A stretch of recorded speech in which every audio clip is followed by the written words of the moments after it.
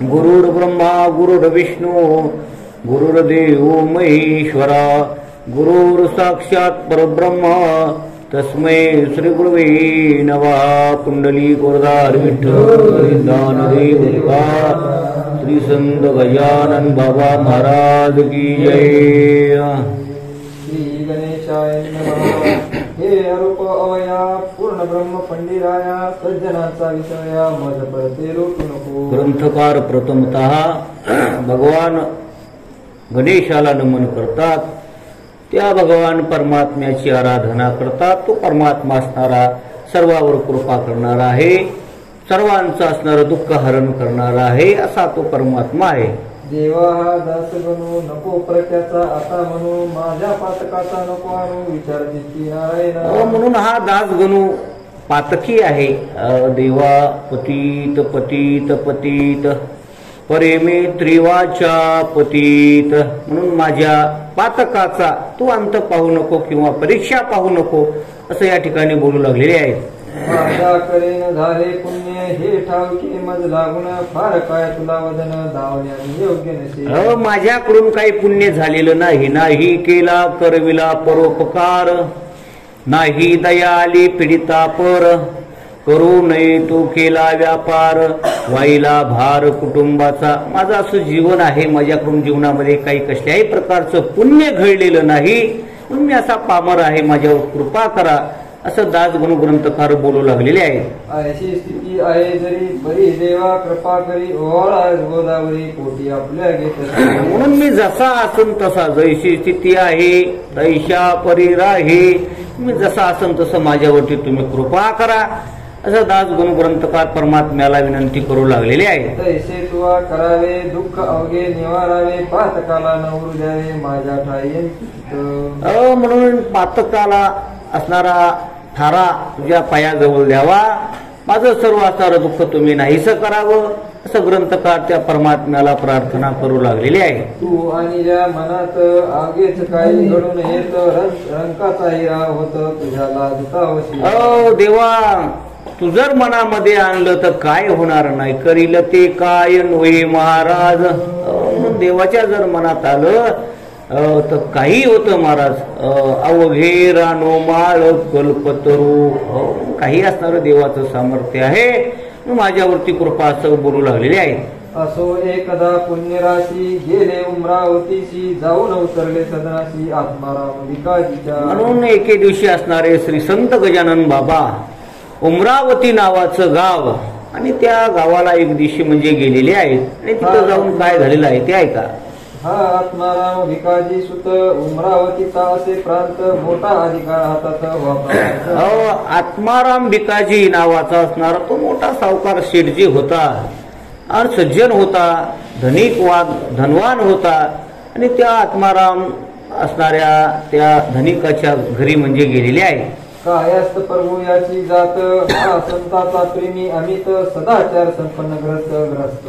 म्हणून संताविषयी त्याच्या अंतःकरणामध्ये भाव होता, आलेल्या संत सज्जनाची तो सेवा करत होता, असा असणारा सात्विक स्वभावाचा तो सावकार त्या ठिकाणी होता। त्यांच्या घरी गेले समर्थ ते त्याने सांग पूजिले मंगलासन घातले उष्णकाने। म्हणून तो आत्माराम नावाचा जो भक्त होता त्याच्या घरी असणारे श्री संत गजानन बाबा गेलेले आहेत, त्यानं असणार श्री संताचे माता चरणावरी साष्टांग हे करी दंडवत, असं असणारी त्या गजानन बाबाची त्या ठिकाणी पूजा केलेली आहे। उठणी नाना प्रकारची अंगा लाविले साची व्रती आनंदरी त्याची संत सहवासे ते वेगवेगळ्या प्रकारचे उठणे गजानन बाबाच्या अंगाला लावलेले आहेत, आणि असणारं मंगल स्नान त्या ठिकाणी गजानन बाबाला त्या ठिकाणी घातलेला आहे।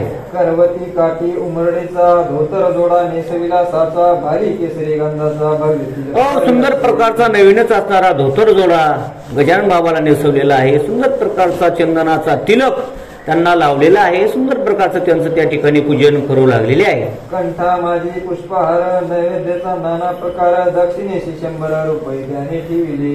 म्हणून कंठामध्ये असणाऱ्या गळ्यात पुष्पांची माला घातलेली आहे, नैवेद्य अर्पण केलेला आहे, आणि त्या ठिकाणी 100 रुपया दक्षिणा देऊन म्हणजे गजानन बाबाचं त्या आत्माराम भक्तानं दर्शन घेतलेलं आहे. धूपदीप आरती झाली, पुष्पांजली समर्पिली, दर्शना लागी दाटी झाली उमरावतीच्या लोक. म्हणून सर्व असणारं पूजन झालेलं आहे, दर्शन घेतलेलं आहे आणि त्या उमरावतीचे असणारे सर्व भक्तगण त्या ठिकाणी गोळा झाले होते.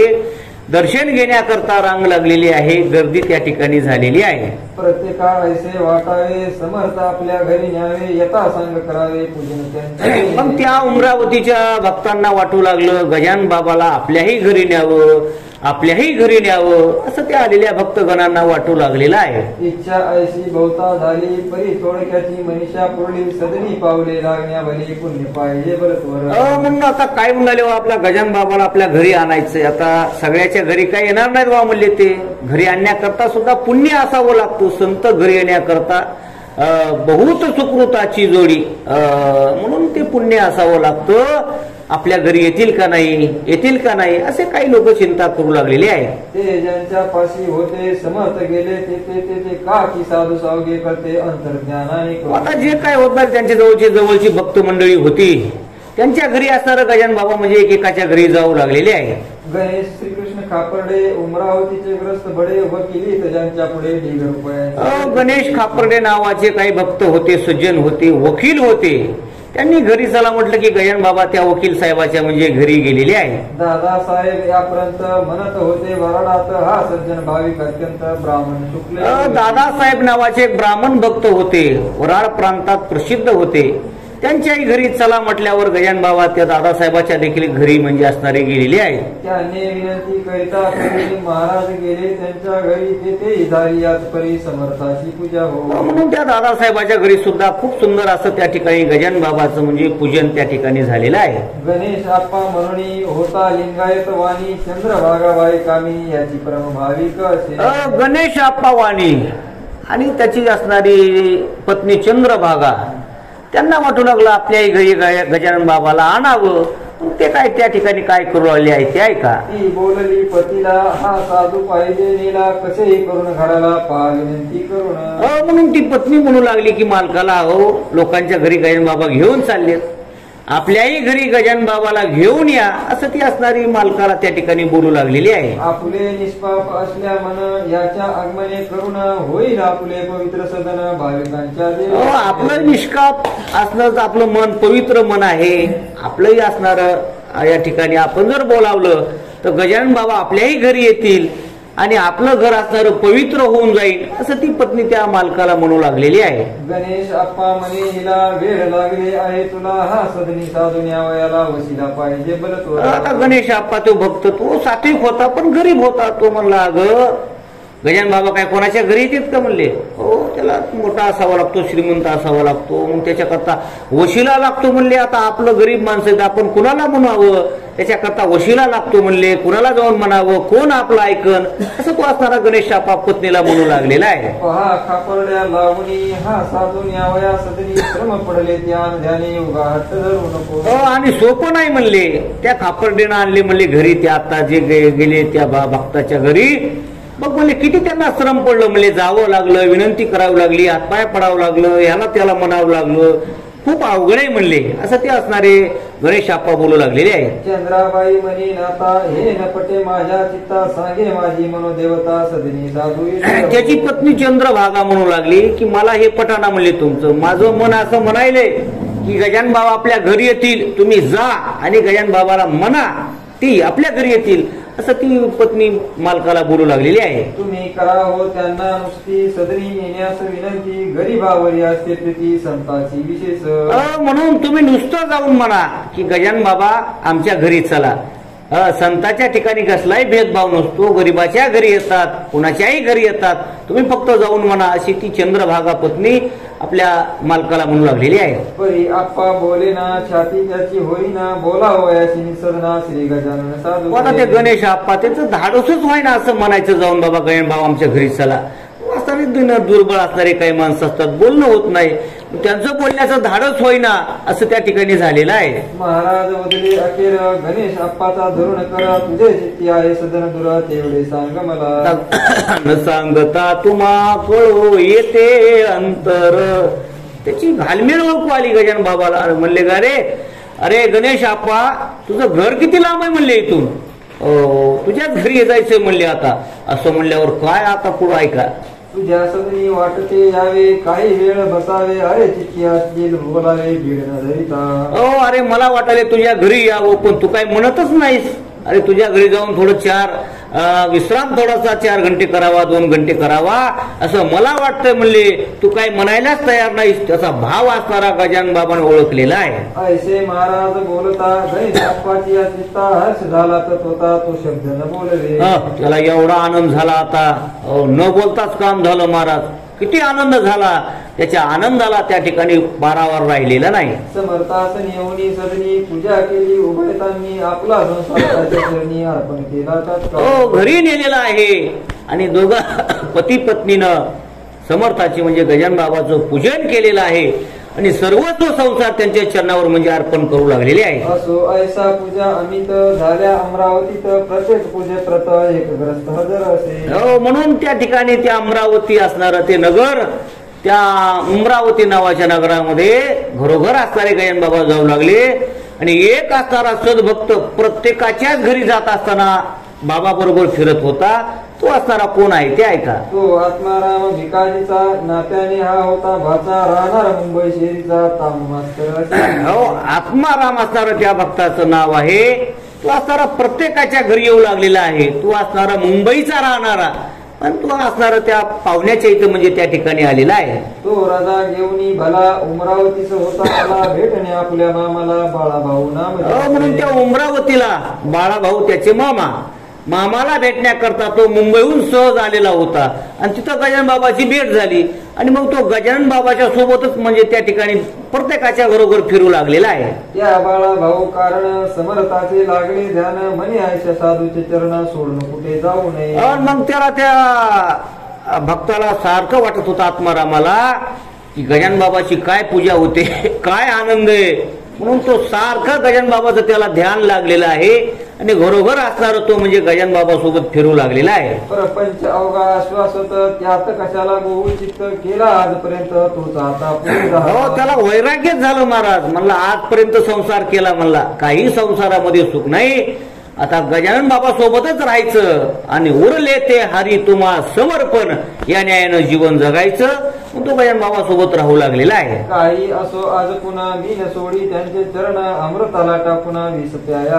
तो आत्माराम नावाचा भक्त म्हणू लागला की काही असो म्हणला, आता मला अमृत सापडले म्हणला, आता अमृत सोडून मी दुसरं काही प्राशन करणार नाही, मी गजानन बाबाला सोडून आता मुंबईला जाणार नाही असं तो म्हणू लागलेला आहे. म्हणून प्रत्येक पूजेला बाळाभाऊ हजर भला होता, बुद्ध हो राहिला दुसरे न काही कारण. म्हणून प्रत्येक पूजेला तो बाळाभाऊ आणि तो असणारा आत्माराम म्हणजे त्या ठिकाणी प्रत्येक पूजेला जाऊ लागलेले आहे. असो काही दिवसांनी शेगावी आले, परतोनी मळ्याशी न जाता जाणी आले मंदिरी मोठ्यांच्या. म्हणून असणारे गजानन बाबा त्या अमरावतीतून पुन्हा शेगावला आलेले आहेत. शेगावला आल्यानंतर त्या बाळाजी पाटलाच्या मळ्यामध्ये न जाता आता म्हणजे तिसरीकडेच राहू लागलेले आहेत. पहिले बंकटलालाच्या इथं राहिले काही दिवस, तिथून निघाले पुन्हा या पाटलाच्या खंडेराव पाटलाच्या वाड्यात राहिले, तिथून निघाले या बाळाभाऊ पाटलाचा त्यांचाच भाऊ त्यांच्या मळ्यामध्ये राहिले. आता तिथून आले त्या अमरावतीहून आणि मळ्यात गेलेच नाहीत महाराज, तिसरीकडेच कुठंतरी थांबलेले आहे. त्या मंदिराच्या पूर्वेस एक जागा होती, ओस गजानन पुण्यपुरुष येऊन बसला ते. ओसाड जागा होती म्हणजे तिथं मंदिर नाही, काय नाही, काही नाही, रिकाम्या जागेमध्ये येऊन गजानन बाबा त्या शेगाव मध्ये थांबलेले आहे. बातमी महाराज आल्याची कृष्णा पाटला कळली, साची आणि जागा मळ्याची सोडली हे समजले. हे कळालं त्या कृष्णाजी पाटलाला. गजानन बाबा आलेत म्हणले, कुठंतरी गेले होते, आलेत पण म्हणले आपल्या काय मळ्यात आले नाहीत म्हणले, वा मळ्याच्या बाहेरच म्हणले कुठंतरी बसलेत पटांगणामध्ये. धावतच तो असणारा कृष्णाजी पाटील गजानन बाबाकडे आलेला आहे. म्हणून आला धावत त्या ओस जागेवरी सत्य महाराज करून दंडवत अधोवदन आला आणि दंडवत घातलं महाराज आणि बारीक तोंड करून गजानन बाबाच्या समोर बसलेला आहे आणि गजानन बाबाला काय बोलू लागलेला आहे ते ऐका. डोळ्यातून वाहे पाणी खंड त्याला नसे जाणी, वस्त्र टाकले भिजवणी त्या अश्रूनी छातीचे. डोळ्यातून गळगळ अश्रू वाहू लागले. तिची अवस्था अशी झाली, माझ्याकडून काहीतरी चूक झाली, म्हणूनच गजानन बाबा माझ्या मळ्यात येत नाहीत असं त्याला वाटू लागलेलं आहे. ते महाराज बदले पाटलाला ऐसा काय रडसी भला शोक कोणता तुला झाला रे सांग. म्हणून त्या ठिकाणी म्हणू लागले बाबा अरे तू का रडायलास म्हणले गजानन बाबा पाटलाला. काय झालं म्हणले तुला काय एवढं संकट झालं की तू मोठ्यानं ढसा ढसा रडायलास म्हणले असं गजानन बाबा त्या कृष्णाजी पाटलाला बोलू लागलेले आहे. पाटील बोले त्यावर जोडून आपले दोन्ही कर महाराज मळ्याचा वेर का आवाज केला. मग पाटील म्हणू लागले बाबा बाबा तुम्ही मळ्यात का आला नाहीत माझ्या मळ्याचा अवेर का केला तुम्ही त्याग का केला हे कळाना म्हणून मला दुःख झालेलं आहे म्हणून मी रडू लागलेलो आहे असं तो कृष्णाजी पाटील बोलू लागलेला आहे. ऐसा अक्षय कोणता अपराध झाला सांगा आता माझ्याकडून ज्ञानवंता दिली सुरुवात. म्हणून काय असा माझ्याकडून अपराध झाला म्हणून करा क्षमा अपराध महाराज तुम्ही सिद्ध. काय अपराध झाला असेल तर क्षमा करा काय असा अपराध झाला माझ्याकडून असं म्हणजे तो विनंती करू लागलेला आहे. ही देशमुखाच्या बाजूची जागा आहे बघा साची एका मळ्याच्या मालकीची येथे तुम्ही राहू नका. म्हणून ही म्हणली देशमुखाची जागा आहे म्हणले आणि देशमुखाचं पाटलाचं आपण मागच ऐकलं खूप मोठं वैर आहे म्हणले. मग इथं काय राहू नका म्हणले बाबा आपल्या जागेमध्ये चला असं त्या ठिकाणी तो कृष्णाजी पाटील बोलू लागलेला आहे. मळ्यात मर्जी नसेल जरी तरी राचाला राहत्या घरी ते खाली करतो सत्वरी. तुम्हाला जर माझ्या मळ्यामध्ये राहायचा कंटाळा असेल तर माझ्या घरी चला म्हणले. तुम्हाला वाड्यामध्ये माझा संपूर्ण वाडा मोकळा करून देतो माझ्या वाड्यामध्ये राहा पण इथं राहू नका असं तो असणारा बाळाजी पाटील कृष्णाजी पाटील गजानन बाबाला बोलू लागलेला आहे. का की तुम्हा वाचून मला न काही प्रिय आण हे कळले वर्तमान अवघ्या पाटील मंडळीचे. म्हणून हे कळालं पाटलायला गावातल्या त्यांच्या बंधूला की गजानन बाबा बाहेरच थांबलेत मळ्यात आले नाहीत. विनंती केली तरी सुद्धा येईनात हे त्याच्या सर्व असणाऱ्या बंधूला कळालं. सर्वच असणारे पाटील त्या ठिकाणी विनंती करण्याकरता गजानन बाबाकडे आलेले आहे. तेही तेथे धावून आले महाराजा विनू लागले निज सदना या भले हरी आणि नारायणा. म्हणून ते हरी नारायण हे त्यांचे बंधू असणारे ते आले म्हणून आले बाबा का असं करता का आमच्यावर तुम्ही कृपा करता का मला त्याग म्हणजे आमचा करता असं त्या ठिकाणी बोलू लागलेले आहेत. महाराज बोलले तयासी मी जो या जागेशी येऊन बसलो आज दिवशी ते तुमच्या हितास्तव. गजानन बाबा म्हणले बाबा मी जे या पटांगणामध्ये दारामध्ये जे येऊन बसलो ना या उसाड जागेमध्ये तुमच्याच हिताकरता बसलो म्हणले. काय हित त्यांचं आहे ते ऐका. ते पुढे येईल कळून आता नका भाषण वाद दोघांचे निर्मूलन करील हे विसरू नका. मग तुमच्याच हितासाठी बसलोय म्हणले तुम्हाला पुढं कळण म्हणले मी कशासाठी बसलोय पण आता काय मला विनंती करू नका वाद करू नका आणि मला म्हणजे त्रास देऊ नका असं बोलू लागलेले आहे. जितके जगी जिम्मेदार तितके न करती विचार मागचा पुढचा साचार हे चौने त्यांच्या काही. म्हणून जे जिम्मेदार असतात ना ते विचार करत नाहीत म्हणले मागचा पुढचा जे करायचंय ते करावंच लागतं म्हणजे असं गजानन बाबा सांगू लागलेले आहे. जा बंकटलालासी पाहून आणा वेगेसी मी सोडिता तत्गासी तो नाही रागावला. म्हणले तुम्ही जा म्हणले त्या बंकटलालाची तर मी राहिलो म्हणले काही दिवस आणि त्याचा त्याग केला. मग त्याचा त्याग करताना असताना तो काय तुमच्यासारखा रडत नव्हता म्हणला असा. म्हणून तसं विचारा म्हणले त्या बंकटलाला जाऊन म्हणून त्या बंकटलाला बोलावलेला आहे. ते काय त्याशी विचार माझी कृपा तुमच्यावर आहे ती न ढळणार कोणत्याही कारण. मी जरी तुमचं मळा सोडला घर सोडलं तरी माझी कृपा तुमच्यावर अखंड राहणार आहे असं गजानन बाबा त्या पाटलाला बोलू लागलेले आहे. बंकटलालही आला ते तर घालू लागला समजूत त्यांच्या मर्जी विरुद्ध मळ्यात तुम्ही यांना. मग बंकटलाल त्या ठिकाणी आलेले आहेत आणि पाटलाला सांगू लागले की बाबा बाबाच्या विरोधामध्ये काय करू नका. बाबा म्हणतात ना आता हे सोडून तुमचा मळा सोडून जायचंय जाऊ द्या म्हणले त्यांना विनंती करू नका त्यांना त्रास देऊ नका त्यांच्या मनासारखं होऊ द्या असं बंकटलाल पाटलाची समजूत घालू लागलेले आहे. माझ्या घरून जेव्हा आले तेव्हा सांगा मी काय केले आपण आहोत त्यांची बाळे. माझ्या घरून जेव्हा बाबा निघाले मी काय केलं का म्हणले काही नाही म्हणले. मुक्तपणानं त्यांना जाऊ दिलं तसं तुम्ही त्यांना मोकळ्यापणानं जाऊ द्या आनंदानं जाऊ द्या असं बंकटलाल पाटलाला बोलू लागलेले आहेत. सकाराम असोलकार आहे मनाचा उदार तो जागा देण्यास इन्कार करणार नाही वाटत. म्हणून सकाराम असोलकर त्यांच्या जागेमध्ये बसलेले असतील. तो बी म्हणले भक्तच आहे म्हणले तो काय आपल्याला ही जागा द्यायला नाही म्हणणार नाही. बसू द्या म्हणले इथं बसलेत ना बाबा त्या सकारामाला आपण विनंती करू तच असणार त्यांना असणार आपण मंदिर उभं करू की असं त्या ठिकाणी बोलू लागलेले आहे. सकाराम देईल जागा पुढचे करू आपण बघा म्हणजे अवघ्यास यात बागा घेता येईल. म्हणून तो सकाराम जागा देईल मग आपण इथं पत्र टाकू नाही मंदिर उभं करू बाबाला इथंच ठेवू असं तो बंकटलाल पाटलाला सांगू लागलेला आहे. समेट अवघ्याच्या होऊनी मठ बांधिला त्या ठिकाणी परशुराम सावजीनी मेहनती घेतली. मग त्याच ठिकाणी असणारा गजानन बाबाचा मठ बांधलेला आहे.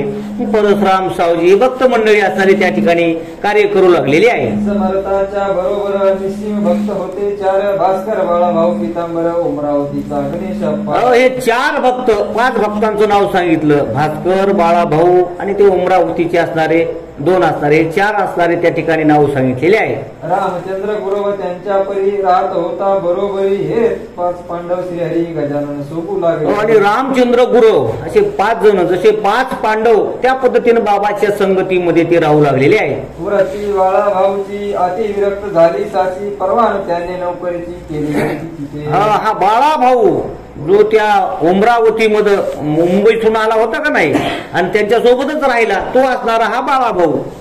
मग तो असणारा त्या ठिकाणी गजानन बाबा सोबत राहू लागलेला आहे. त्याचं या ठिकाणी कथा सांगू लागलेली आहे. पत्रे येती वरच्यावरी बाळाभाऊ येण्या घरी परी परिणामांतरी काही त्यांच्या. त्या बाळाभाऊला पत्र येऊ लागला. आता मुंबईहून तो मामाच्या भेटीला आला, इकडच गुंग झाला. त्याला गावाकडून बायकोचे लेकराचे पत्र येऊ लागले, तार येऊ लागल्या पहिल्या काळातल्या, पप्पा गावाकडे या, ओ मालक गावाकडे या.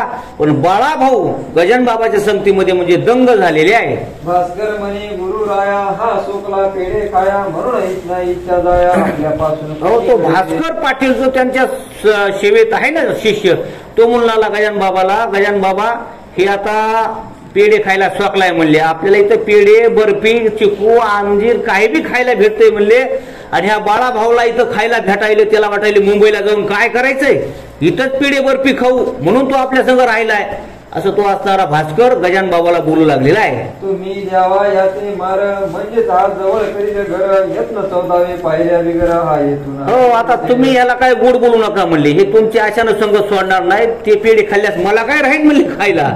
ओ म्हणले तुम्ही याला चांगलं झोडपा म्हणले एकदा, आणि मग हे निघून जाईल म्हणले. असं तो भास्कर बोलू लागलेला आहे बाबाला. लकडी वाचून माकड पान होई कधी धड, मोठ मोठाले ते पाड भिवू लागती वज्राला. हो, लकडी शिवाय मकडी म्हणले जागेवर येत नाही. तसं ह्याला म्हणले दांडक दाखवा एकदा, तुमचा मटा दाखवा. हे काय थांबते म्हणले इथं पुन्हा. असं तो भास्कर गजानन बाबाला बोलू लागलेला आहे. एकदा बळेच घालून दिले बाळाभाऊ कारण, परी तो आला परतून राजीनामा देऊन. हो, एकदा दिलता म्हणले काढून असाच गोड बोलून पुन्हा तर राजीनामा देऊनच आला म्हणले. आता कायमचाच आलाय म्हणले. आता ते काय असा जात नाही, त्याला जरा तुमचा मटा दाखवा. असं तो भास्कर बाबाला बोलू लागलेला आहे. बाळाभाऊ शेगावासी येता भास्कर बोलता त्याशी, काय आम्हा त्रास देशी येते येऊन वरच्यावर. मग ते म्हणू लागले बाबा गजानन बाबा, अरे तू का मला त्रास द्यायला म्हणले, तुझी नोकरी कर ना, आमच्या इकडे चांगलं म्हणले देवाचं नामस्मरण करायचं, तू का मला त्रास देतोस. असं गजानन बाबा त्या बाळाभाऊला म्हणू लागलेले आहे. ओढाळ बैल हिरव्यावर पाय पडाया निरंतर, त्यास जरी दिला मार तरी तो येईल तिथून. जसं ओढाळ जनावर असतं म्हणले. काय उभ्या पिकातलं ढोर किती हाकलं फिरू येतं पिकावर म्हणले. एखादं जनावर म्हणले किती हाना म्हणले, ते पिकामध्येच येतं म्हणले. हिरवं धान खायला येतं.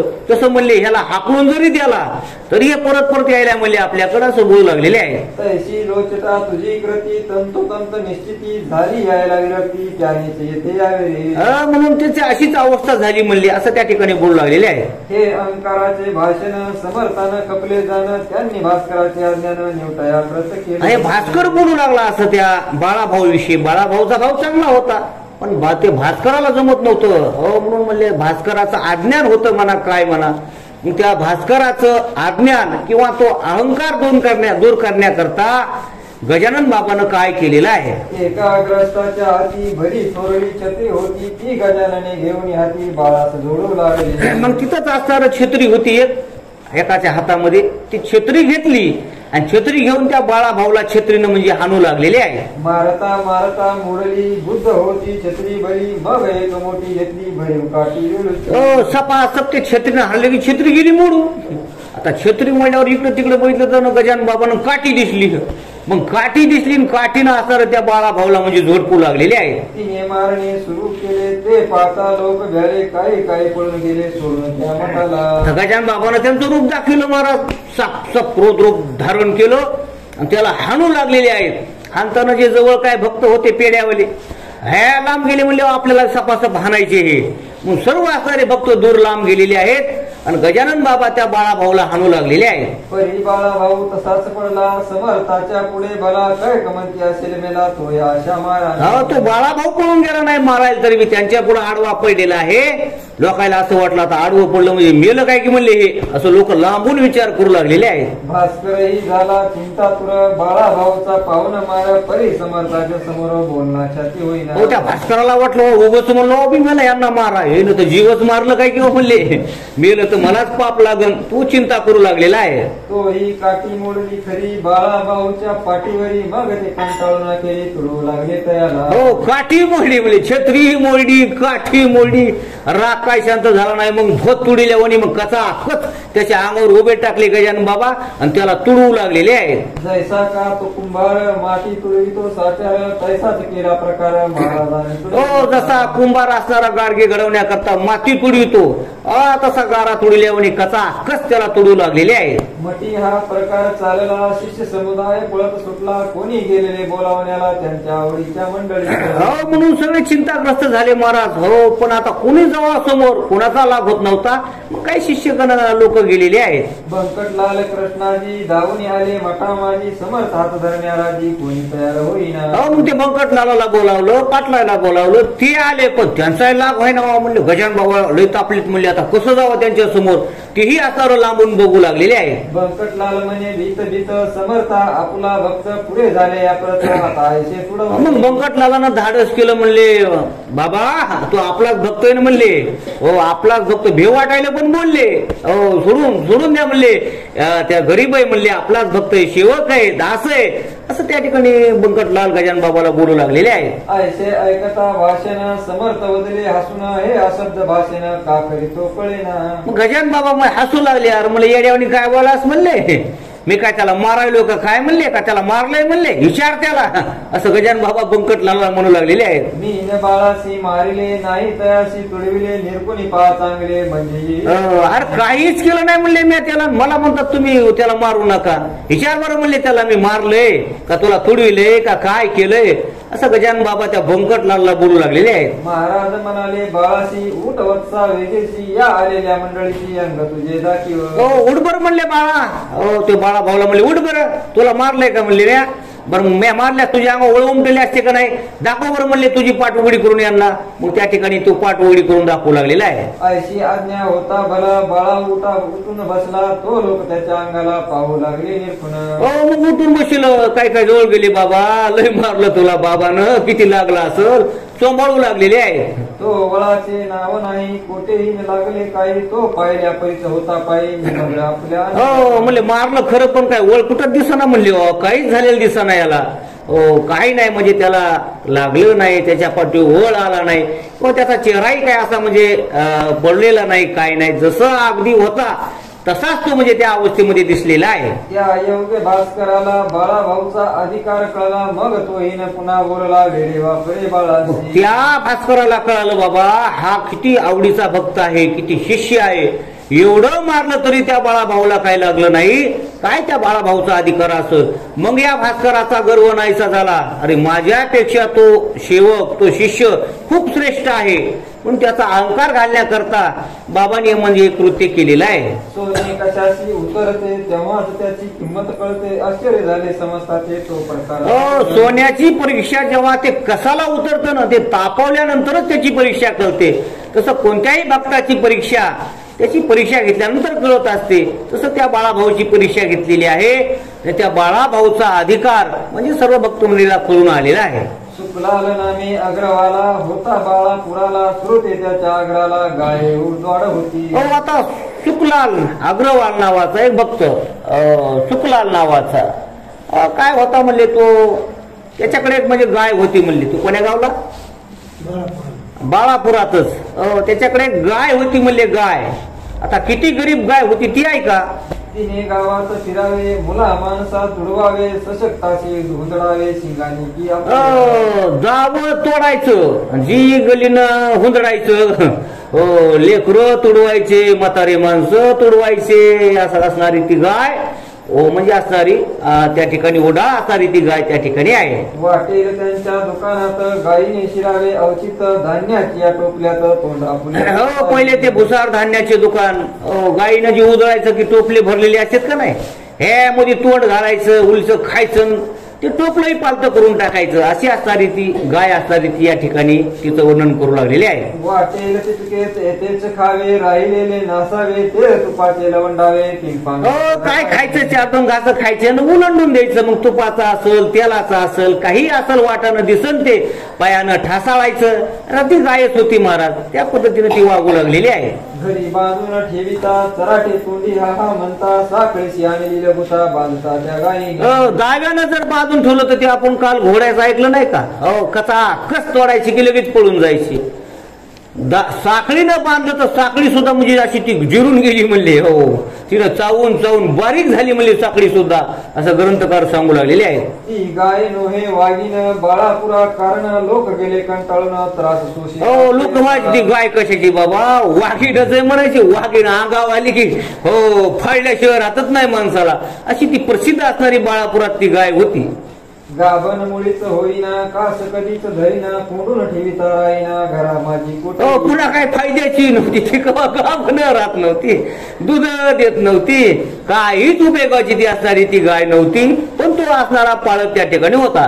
लोक म्हणती शुक्लाला दे काटकास या गायीला किंवा मारून टाक तिला तूच गोळी घालूनी. लोक म्हणायच्या शुक्लाला अग्रवालला त्या कशाला ठुलीस गाय ही, लोकायला ताण देती म्हणले, मारे ती यार खाटकाला देऊन टाक म्हणले हिला, असं लोक बोलू लागलेले आहेत. शुक्लाल म्हणे लोकाशी तुम्हीच मारून टाका तिशी वाटेल त्या प्रयत्नाशी करून मी युद्ध हो. तो म्हणला बाबा मी सगळं करून बसलो, मला आता मला वाटतं तुम्हीच हिला मारून टाका. तो द्रोण असा तो शुक्लाल बोलू लागलेला आहे. एका पठाणाने तिला मारण्याचा यत्न केला, गोळी भरून बंदूक तिला टपून बैसला होता. खाटकाला तर दिल ती म्हणली, आता काय सांगावं तुम्हाला, एक पठाण आला म्हणले तिला पकडण्याकरता, ती गोळी भरून बसला म्हणला तिला मारण्याकरता. पण काय झालं आहे ते ऐका. ते कसे काय कोण जाणे कळले गाई कारणे तिने येऊन शिंगाने पठाण पाडीला होता. तिला कळवलं म्हणले पठाण आलाय म्हणले मला मारायला. कसं काय कळालं की म्हणले तिला, जी पठाणाच्या अंगा उडी हल्ली म्हणजे पठाणच मारून टाकला तिनं, अशी ती गाय या ठिकाणी सांगू लागली आहे. परगावा नेऊन सोडून बरीच आली परतून त्याला सांगा काय. आता टेम्पोत भरून म्हणले नेली तिकडं, कुठे नेते आपली जाणे जनावर. हो, तशी टेम्पोत घालून म्हणले लय लांब नेऊन सोडली होती म्हणले. पण आम्ही यायच्या आधी तर गाय आमच्या गावात येऊन थांबली म्हणले. काय सांगावं त्या गायचं महत्व, असं तो अग्रवाल बोलू लागलेला आहे. ऐकता लोक म्हणती आता याला काय युक्ती होय गोवाचा घोडा म्हणती समर्थाने गरीब केला. आता काय लोक म्हणले आता हिला एकच पर्याय म्हणले, आता ते टाकळीकराचा घोडा गजानन बाबानं शेगावला नीट केलता म्हणले. एकदा म्हणले शेगावला घेऊन जा म्हणले हिला, आला आता आला गुण, असं ते गावकरी बोलू लागलेले आहेत. तू ही या गायीला घेऊन जा शेगावाला अर्पण करी समर्थाला म्हणजे अवघे संपले. शेगावला गाय घेऊन जाय म्हणले आणि तिकडच सोडून दे म्हणले, मठामध्ये घेऊन पण वापस येऊ नको, असा सल्ला सांगितलेला आहे. साधूस गाय दिल्याचे पुण्य तुला लावेल साचे आणि संकटामुचे तळेल बापाच्या. हो, साधू गाय दान दिलीस तुला पुण्य लागन आणि आमच्या लेकराला जीव असं म्हणले बाबा, तेवढं काम करा, सगळं लोक सांगू लागलेले आहेत. ते अवघ्यास मानवले गाय नेण्याचे ठरविले तिने धरण्यासाठी केले प्रयत्न नाना परीचे. हो, ठरलं म्हणले आता सकाळच्याला गाय घालायची मुली टेम्पो मध्ये आणि सकाळी असणारे सर्व गावकरी गोळा झालेले आहेत. एकही यत्न नाही फळला शेवटी एक पटांगणाला हरळ कुंजाचा ढीग केला सरकी ठेवली शेजारी. तिनं सकाळी दावत तोंडायला लागली कुंकर्मी पळायला, इकडं काय 10-5 माणसं तिकडं काय 10-5 माणसं, बेजार झाले. हो, पण ती काय काय गवसत नव्हती. शेवटचा एक प्रयत्न केलेला आहे, काहीतरी हळकुंडाचा ढीग त्या ठिकाणी केलेला आहे. हरळ कुंजाचा, हा, हराळी कुंदा आणि हराळाचा म्हणजे चांगला चांगला असा ढीग त्या ठिकाणी केलेला आहे.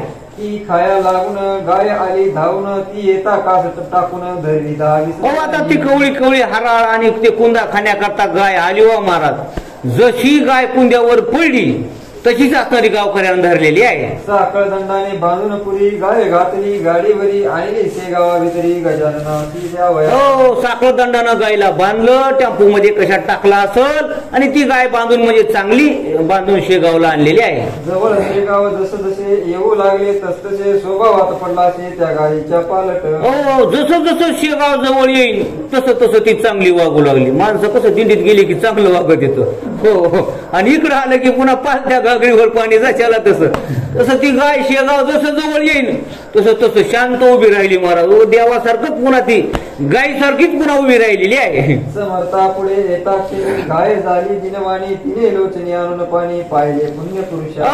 गजानन बाबाच्या समोर ती गाय आणली महाराज आणि ती डोळ्यातून त्या ठिकाणी अश्रू ढाळू लागलेली आहे. महाराज म्हणाले अवघ्यांना हा काय तुमचा मूर्खपणा गायच्या गायी यातना देणे काही बरे नाही. गजानन बाबांना गायकडे बघितलं चारही बाजून साखळ दंडानं बांधलेली होती. त्या गावकऱ्या म्हणले अरे मूर्ख आहात का, गाईला कुठं असं साखळ दंडानं बांधतात का, काय तिची अवस्था केली असं गजानन बाबा त्या गावकऱ्याला बोलू लागलेले आहे. चारही पाय बांधले तर गळा साखळ दंड लावले तर सिंगाची चित्रत केली चराटे. हो चारही पायाला बांधले म्हणले, शिंगाला बांधले, सगळ्या सांगाला तिला बांधले म्हणले, काय तिची अवस्था केली जस का वाघ बांधलाय असं म्हणू लागलेले आहे. ऐसा मोठा बंदोबस्त सोबतशी वाघिणी प्रत ही गाय बिचारी साक्षात तिला नाही. हो हे असं साखळ दंडानं बांधलं म्हणले गायला शोभतं का, वाघिणीला शोभतं म्हणले, वाघिणीला शिकार करायला गेले बांधलं ते तिथं बरोबर वाटतं म्हणले, गायला कुठं साखळ दंडानं बांधतात का असं गजानन बाबा बोलू लागले आहे. अरे पुण्यानो ही गाय अवघ्या जगाची आहे माये तिला बांधले आहे केवढा कठीण प्रसंग. अरे गाय म्हणजे अवघ्या जगाची माय आहे म्हणजे तिच्यावर सर्व देवता वास करतात आणि तुम्ही हे काय कृत्य केलेलं आहे असं बोलू लागलेले आहे. तिला आताच करा मुक्त तीन हुंदाळी कोणा प्रत परी लावण्या तिला हात छाती कोणाची होईल. सोडा म्हणले तिला मोकळं करा म्हणले, ते साखळदंड बाजूला काढा असं गजानन बाबा म्हणले. पण साखळदंड सोडायला कोणाचाच लाभ व्हायना म्हणले, कोणीच समोर येईना अशी अवस्था झालेली आहे. जो तो पाहून मागे सरे ते समर्थ आले तोरे आपल्या त्या पुनीत करे बंधने तोडली. लोक माग सरकू आले म्हणले आपला लाभ नाही म्हणले तिला सोडायचा. मग गजानन बाबा सुटलेले आहेत आणि गजानन बाबांना त्या गायचा साखळदंड सोडलेला आहे. बंधने अवघी भली गाय गाडीच्या खाली आली पुढले पाय टेकीची झाली समर्थावर. त्या गाडीतून गाय खाली घेतलेली आहे महाराज, तिचं साखळदंड सोडलेला आहे आणि गाय अगदी शांत त्या ठिकाणी उभी राहिलेली आहे. खाली घालून या मान प्रदक्षिणा त्या केल्या तिनं समर्थाचे देवी चरण चाटू लागली. तिनं गजानन बाबाला 3 प्रदक्षिणा घातल्या आणि गजानन बाबाच्या चरणावरती नतमस्तक त्या ठिकाणी झालेली आहे. ऐसा प्रकार तेथे झाला तो अवघ्यांनी पाहिला समर्थाच्या प्रभावाला शेषही वर्णू शकेना. म्हणून सर्व गावकऱ्यांनी तो असणारा प्रकार पाहिला. एवढी द्वार असणारी गाय पण गजानन बाबाच्या समोर गेली की शांत झाली. शेषांना सुद्धा ते वर्णन करता येणार नाही असा संतांचा महिमा आहे. म्हणून तर म्हटलेलं आहे स्वर्ग जयाची पायरी मोक्ष ज्यांचा आज्ञाधारी ऐसा संतांचा महिमा पायवनी शिव ब्रह्मा. संतांचा महिमा काय अगाध आहे ते त्या ठिकाणी सांगू लागलेले आहे. समर्थ म्हणाले धेनुस बाई कोण न द्यावा त्रास तू या सोडून वाटास कुठे जाऊ. त्या गाईला म्हणाले गजानन बाबा ए बाई आता इथून पुढं कुणाला त्रास द्यायचा नाही म्हणले आणि हा मठ सोडून आता कुठंच जायचं नाही अशी आज्ञा त्या गाईला केलेली आहे. ऐसा घडता प्रकार अवघ्याने केला जय जयकार उच्च स्वराने त्रिवार समर्थांच्या नावाचा. सर्व गावकऱ्यांनी त्या ठिकाणी जय घोष केलेला आहे. श्री संत गजानन बाबा महाराज की जय. बाळापूरची मंडळी बाळापूर निघून गेली गाय तिथे राहिली शेगावाची मठा. सर्व बाळापूरची मंडळी परत गेलेली आहे आणि गाय त्याच गजानन बाबाच्या मठामध्ये त्या ठिकाणी राहू लागलेली आहे. त्या दिवसापासून ठावेन तिला चराट जाणं सुज्ञ धेनुचे अवघे गुण तिच्या चराट म्हणजे कसलंच पुन्हा तिला दावं लावलं नाही. सुज्ञ गायीचे म्हणजे जशा चांगल्या गायी असतात त्याप्रमाणे शांत झालेली आहे आणि मोकळीच असणारी गाय त्या ठिकाणी फिरू लागलेली आहे. अजून त्या शेगावाचे तिथे संतती नांदते कायवरती ब्रह्मविते. म्हणून अजून सुद्धा त्या गायीचा वंश आहे म्हणजे आज सुद्धा शेगावमध्ये त्या गायीचे वंश आपल्याला पाहायला मिळतो असं ग्रंथकार या ठिकाणी सांगू लागलेले आहे. असो एक कारंजाचा लक्ष्मण घोडे नावाचा प्रिय वासनीय शाखेचा धनकनक संपन्न असे. म्हणून असणारी पुढे दुसरी कथा सांगू लागलेली आहे की कोण भक्त लक्ष्मण घोडे नावाचा सदभक्त त्याची या ठिकाणी कथा सांगू लागलेली आहे. त्याशी रोग झाला पोटात उपाय केले अत्यंत परिण आला गुण किंचित पंचकार. श्रीमंत होता म्हणले त्याला रोग झाला म्हणले त्याच्या पोटातच दुखायला म्हणले. डॉक्टर केले सगळं केलं पण त्याच्या पोटात दुखायचं काय राहत नव्हतं असं त्याला त्या ठिकाणी आजार झालेला आहे. त्याने समर्थाची कीर्ती करणी ऐकली होती म्हणून सहपरिवारे तोरबती आला शेगावा का. म्हणून त्यानं ऐकलं होतं गजानन बाबाचं की गजानन बाबाचा गुण येतोय म्हणून तो आपल्या पत्नीसह कुटुंबासह म्हणजे शेगावला तो आलेला आहे. रोग व्यतेने चालविना श्रुते तया लक्षण दोघा तिघा उचलून जाणं आणि त्या मठात म्हणून त्याला चालता येत नव्हतं. दोघा चौघांनी त्याला उचलून गजानन बाबाच्या मठामध्ये आणलेला आहे. करण्यानुसार नमस्कार असमर्थ होते शरीर त्याच्या कुटुंबाने पदर समर्थापुढे पसरले. त्याचं दुःखच होतं महाराज, त्याला सुधरतच नव्हतं काही, त्याला नमस्कार पण करता येत नव्हता. त्याच्या पत्नीनं मुलांनीच असणारा त्या ठिकाणी पदर पसरलेला आहे आणि गजानन बाबाला विनंती करू लागलेली आहे. आणि म्हणाली दयागणा मी आपली धर्मकन्या माझ्या पतीच्या यातना हरण कराव्या. म्हणून हे गजानन बाबा मी तुमची कन्या आहे, मुलगी आहे, माझ्या पतीला या दुःखातून नीट करा, सावरा, असं त्या ठिकाणी ती पत्नी विनंती करू लागलेली आहे. अमृताचे दर्शन होता काय आहे मरण माझ्या कुंकवा लागून टिकवा हीच विनंती. हो, आता अमृताचं दर्शन झालंय. 2 थेंब अमृताचे माझ्या पतीला पाजवा आणि माझं सौभाग्याचं रक्षण करा, असं ती पत्नी बोलू लागलेली आहे. यावेळी समर्थ स्वारी आंबा खात होती करी तोच फेकीला अंगावरी त्या लक्ष्मीकांतीच्या. गजानन बाबा आंबा खाऊ लागले. सकाळची दुपारची वेळ असं आंबा खात बसलेले होते. तसं म्हणल्यावर गजानन बाबानं खाता खाता तोच असणारा आंबा त्याच्या अंगावर फेकलेला आहे. जा देहा पतीस खाया व्याधी त्याची बरी व्हाया तो सोबती त्यास जाया पती भक्ती पाया. हो, म्हणून असणार म्हणले हे आंबा त्याला खायला द्या म्हणले. तो नीट होईल. आंबा त्या पत्नी जवळ दिलेला आहे. या पुढे न काही बदले श्री ओढू लागले श्री गजानन स्वामी भले आपल्या मठात. हो, म्हणून तेवढं सांगितलं, आंबा दिला आणि त्यांना गावाकडे जायचं सांगितलं आणि गजानन बाबा आपलं चिली मोडत त्या ठिकाणी बसलेले आहे. भास्कर म्हणे अहो बाई आता न बसा येथाई आपल्या पतीस लावलाई जा घेऊन का. भास्कर म्हणला बाई आता तुम्हाला प्रसाद दिला ना, औषध दिलं ना, आता तो प्रसाद घ्या आणि आपल्या गावाला निघून जा, असं सांगितलेलं आहे. प्रसाद आंब्याचा जोका तुला समर्थ करी प्राप्त झाला तोच घाली खावायला आपल्या पती कारण. गजानन बाबाचा प्रसाद तुला भेटलेला आहे, आता तुझ्या मालकाला तो प्रसाद खाऊ घाल, घरी घेऊन जा, असं तो भास्कर म्हणू लागलेला आहे. ज्याने तुझे होईल काम गुण येईल अत्युत्तम लक्ष्मणाची आराम होईल आंबा खाताच. म्हणून त्या आंब्यानं तुझ्या मालकाला बरं वाटेल म्हणले. तो लक्ष्मण नावाचा भक्त, त्याला घेऊन जा, असं त्या ठिकाणी तो भास्कर बोलू लागलेला आहे. बाई घेऊन आंब्याला येती झाली कारंजाला प्रसाद खाऊ घातला आंब्याचा आपल्या पती. कारंज तिचं असणारं गाव तिनं आपल्या पतीला उचललेलं आहे, गाडीमध्ये टाकून गावाकडे आणलेला आहे. मी सगळी जोडते आले आप सुसू लागले से गावात काय घडले ते सांगावे. आता शेजारी पाजारी आले वा म्हणले काय झालं म्हणले वा गजानन बाबानं काय प्रसाद दिला, काय मंत्र दिला, काय नाही, सर्व गावकरी त्या ठिकाणी शेजारी पाजारी येऊन त्यांना विचारू लागलेले आहे. बाईने अवघे वर्तमान कळविले लोक लागून आंब्याचा तो प्रसाद म्हणून दिला समर्थेमध्ये लागले. त्या बाईने सांगितलं काय ना वा गजानन बाबा आंबा खाऊ लागले, आम्ही तितक्यात गेलो, त्यानं तोच आंबा आम्हाला दिलेला आहे आणि 2 जण खा, असं त्या ठिकाणी सांगितलेलं आहे. आणि आज्ञा केली वरी खाऊ घाला अत्याजरी आंबा प्रसादनित करी आपल्या पतीला. हो, म्हणून हा आंबा तुझ्या पतीला खाऊ घाल अशी त्यांनी म्हणजे आज्ञा केलेली आहे, असं ती पत्नी शेजाऱ्या पाजाऱ्याला सांगू लागलेली आहे. त्याप्रमाणे मीही केले आज सकाळी घाऊ घातले ते वैद्य जरी ऐकले तरी वाटले वाईट. हो, म्हणून बाबांनी सांगितलं तसं मी सकाळी त्यांना म्हणले आंब्याची एक फोड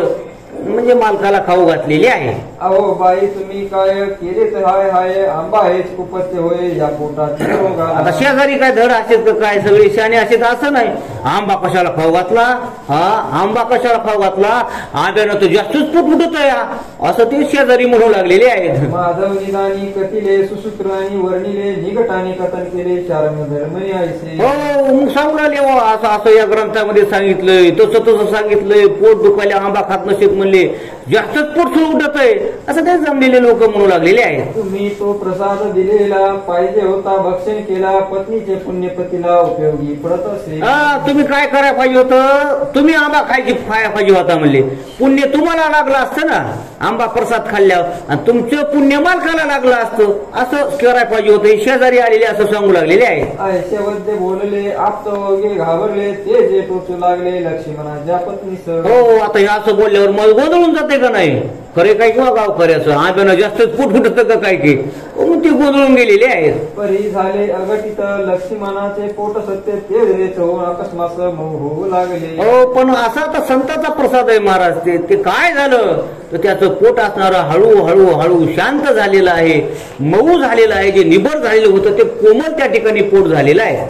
सौच्या वाटे व्याधी गेली, हळूहळू शक्ती आली, पहिल्या परी चौथी झाली. शौच्या बसला आणि सर्व असावी त्याची व्याधी त्या निघून गेलेली आहे आणि पहिल्यासारखा तो टणटणीत झालेला आहे. निसर्गाच्या बाहेरी वैद्यशास्त्र काही न करी, तेथे उपयोगी पडे करी कृपा देव संत. निसर्गाच्या बाहेर ते हे तुमची वल्ली काय करत नाही म्हणले, पण तिथं संत निसर्गाच्याही पुढे जाऊन किमया करतात महाराज. निर्जीव भिंत चालवतात, निसर्गाच्या पुढे असणारी किमया आहे. अशी असणारी अघटित करणी संतांची असते असं सांगू लागलेले आहे. लक्ष्मण बरा झाल्यावर आला शेगावासी सत्वर, म्हणे महाराज माझे घर पाय लावून. ठणठणीत तो लक्ष्मण झाला, उठला आणि म्हणला आता मी गजानन बाबाच्या भेटीला जातो म्हणला.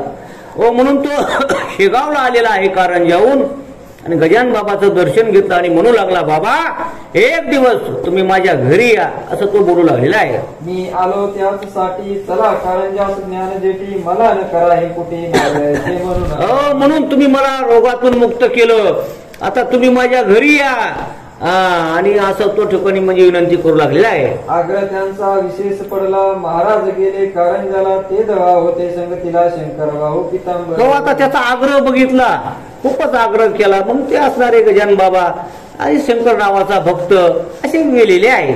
घरी नेऊन पूजा केली, दक्षिणाची निवेदिली, अवघी संपत्ती आहे आपली आहे मी कोण देणार.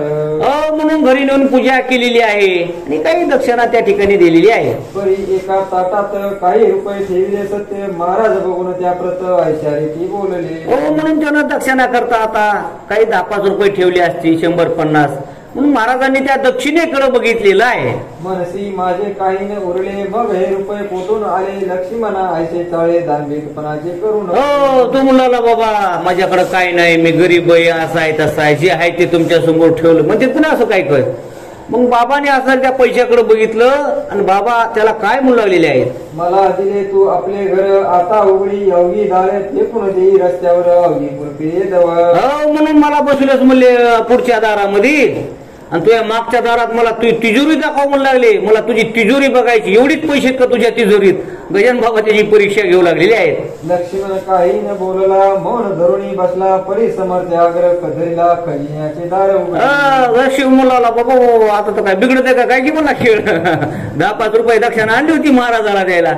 गजानन बाबा म्हणले मला तुझी तिजोरी उघडून दाखव म्हणले, तुझ्या तिजोरीत पैसे किती मला बघायचे, ते घ्यायचेच म्हणले मला सगळे. तू म्हणला ना सगळं तुम्हाला मी देणार आहे, दाखव म्हणले तुझी तिजोरी. गजानन बाबा त्याची परीक्षा घेऊ लागलेली आहे. भीत मोकळे द्वार केले त्याने अखेर, खजिन्याच्या उमऱ्यावर स्वतः जाऊन बसला. आता काहीच बोलताय ना मला, भीत भीत भीत भीत गेला, त्यानं त्याचं खजिन्याचं कपाटाचं दार उघडलं आणि गजानन बाबा त्या ठिकाणी गेलेले आहेत. आणि म्हणाला महाराज यावे, वाटेल ते घेऊन जावे, ऐसे बोलिला जरी बरवे परी अन्य भावांतरी. म्हणला आता बळच मिळत का होईना बाबा, आता उघडलंय म्हणला काय तुम्हाला घेऊन जायचं तर घेऊन जा. पण वरून बोलू लागला, हातून त्याला वाटत होतं कशाला आता बाबा या खजिन्याकडे आले, हातला भाव. पण वरून म्हणाला बाबा आता तुम्हाला काय घ्यायचं ते घेऊन जा. ते त्यांचे दांभिकपणा समर्थ आले कळून, बहु रुपयाचे राजेपणा कुठून. हा दांभिकपणा आहे महाराज, नसतं काही पण दाखवायचं. हो दंभ करी सोंग, मानावया जग आणि मुखे बोले त्याग. मनी नाही, नुसतं तोंडातच बोलायचं काही बी आणि करायचं काहीच नाही, असा दांभिकपणा. त्याचा तो दांभिकपणा दिसून आला. देऊ तर मनातून काहीच वाटना, पण आता नाईलाज झाला, घ्या म्हणतो बाबा काय घ्यायचं तर. हा दांभिकपणा त्या ठिकाणी दिसून आलेला आहे. जैसे कडू वृंदावन वरुण पाता विशेषान, परी अंतर कडवटपणा पूर्ण त्यांचा. वृंदावन म्हणजे वाळूक म्हणले, वरून चांगलं दिसतं म्हणले, हो मस्त दिसतं, पण जवळ गेलं आणि खाऊन बघितलं तर कडू झर असतं. तसं म्हणले वरून माणसं काय गोड बोलतात, पण आतलं त्यांचं काही कळत नाही, त्याला दांभिकपणा असं म्हणतात. सोडून त्यांच्या घराशी उपाशी निघाले पुण्य राशी, दांभिकाच्या सदनाशी संत नवचित्र. गजानन बाबाला हे दांभिकपणा आवडत नाही महाराज. भक्ती दांभिक नसावी, काय द्यायचं ते आपलं श्रद्धेनं भावनेनं द्यायचं, पण दांभिकपणा चालत नाही. राग आला गजानन बाबाला आणि तिथून म्हणजे ताडकन उठलेले आहे. तेथे त्याच्या घराची वा धन दौलतीची गरज समर्था नव्हती साठी ते वैराग्याचे. आता ते वैराग्याचा पुतळा होता महाराज, धगधगीत ज्वाळ अग्नी जैसा. वैराग्य काय साधं होतं का काय महाराज. आणि याचं काय धन घेऊन जाणार होते का?